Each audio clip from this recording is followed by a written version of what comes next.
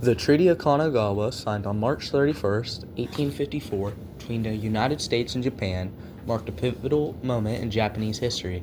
After more than 2 centuries of enforced isolation under the Tokugawa shogunate Shokoku closed country policy, Japan was compelled to open its ports to foreign trade. Opening Japanese ports to foreign trade initiated economic transformation. Although initial trade was limited, the influx of foreign goods and ideas disrupted traditional industries and exposed Japan to new technologies.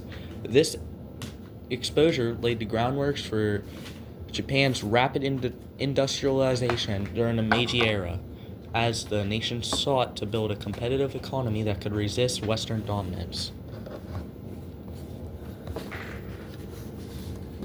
The Meiji Restoration, which began in 1868, marked a major turning point in Japanese history. It was a period of rapid modernization and transformation as the country moved away from its feudal past under the Tokugawa shogunate and embraced a central, imperialized government under the Emperor Meiji.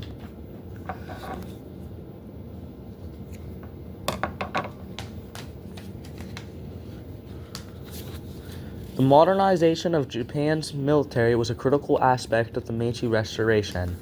The establishment of a conscripted army and the adoption of Western military strategies enabled Japan to protect the power beyond its borders. Victories in the First Sino-Japanese War and the Russo-Japanese War demonstrated Japan's newfound strength and solidified its status as a major imperial power. The Russo-Japanese War was a critical milestone in Japan's transformation into an imperial power. The war's outcome demonstrated Japan's military prowess and solidified its status as a formidable force in East Asia. However, the pursuit of imperial ambitions that began with this victory would later contribute to the conflicts of the confrontation of the earliest 20th century. The war primarily consisted of naval battles and ground engagements in Manchuria. Japan wanted Manchuria because it was so close and had a lot of key resources that Japan needed to be successful. Japan achieved significant victories at Battle of Port Arthur, the Battle of Makuden, and the decisive naval Battle of Tsushima. The conflict concluded with the Treaty of Portsmouth, brokered by the U.S. President Theodore Roosevelt in 1905. The victory emboldened Japan's imperial ambitions, and Korea was formally annexed by Japan in 1910, making the beginning of an aggressive period of expansion that continued until the end of World War II. Japan's success also inspired nationalist sentiment and the belief that continued expansion was essential to secure resources and prestige. The attack on Pearl Harbor on December 7, 1941, was the accumulation of decades of Japanese expansionist policy and militarism. Japan's aggressive pursuit of territorial acquisition and the attack on Pearl Harbor on December 7, 1941, was the accumulation of decades of Japanese expansionist policy and militarism.